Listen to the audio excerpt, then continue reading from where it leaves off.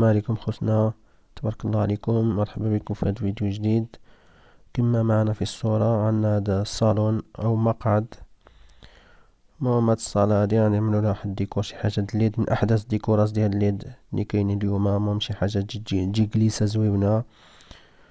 المهم تبعوا معنا الطريقة كيفاش من البداية الى النهاية، بجميع التفاصيل ديال التركيب والتفنيش فينيسيون وجميع ما يتعلق بهذا الديكور. المهم وكيفاش غادي نصفيوه في الاخر. تبعوا معنا هذا الفيديو، واللي كيشوف القناة اول مرة خصنا يعمل اشتراك في القناة ويفعل زر الجرس باش يتوصل ديما بالديكورات جداد اللي كنصوبو باحدث التصاميم. كنعملو هاد البورطوزاس. هذا قياس د الرجلة، واللي قياس د الرجلة ميزان. شوفوا الميزان واضح، راه الميزان كيف ما كتشوفوا. هذاك هو الميزان ديال القومة ديال الخطاط.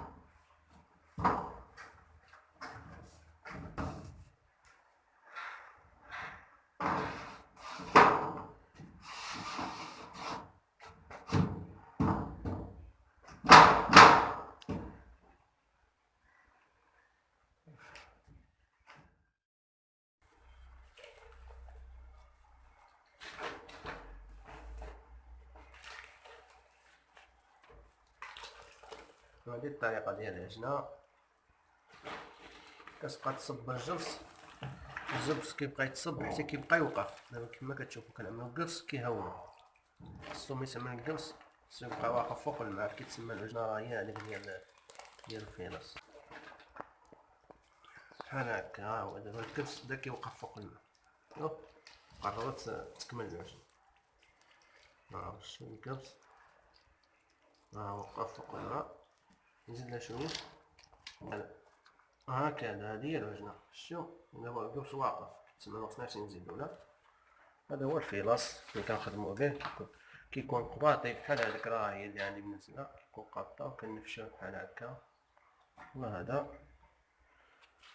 دابا كنبداو نخدمو به.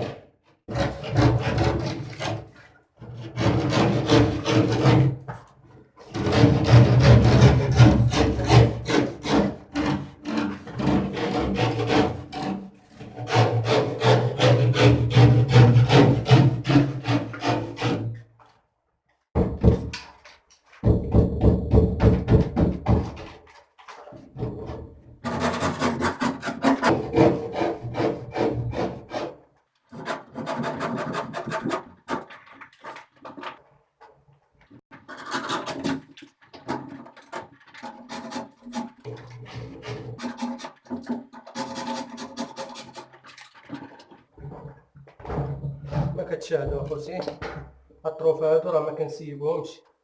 الطروفه اللي قطعنا هما النيس غيرجعوا الفوق، ملي غنضربوا واحد الليد غنرجعوا هادو النيس.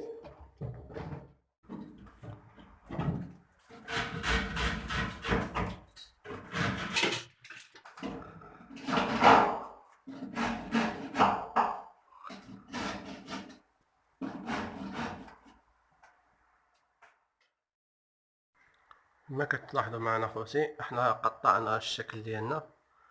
هذا الشكل هذا هو اللي غادي يجي فيه الليد، ولكن غادي نطلعوا الليد كل هاد ال هذا يجي فيها الليد، وهاد ال هذا فيها الليد، وداك المربع فيه الليد.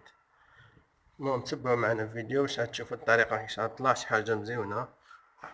ديك الطروفه اللي قطعناهم يعني باش كيجيو نفس القياس، هادوك النيس ها هما يرجعوا بلاصتهم، ولكن يطلعوا ميرجعوش كيف ما كان.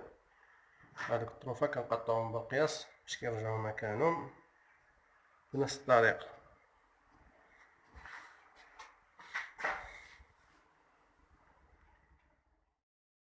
هذا هو الليد اللي غنخدمو به، فيه 6 على 5.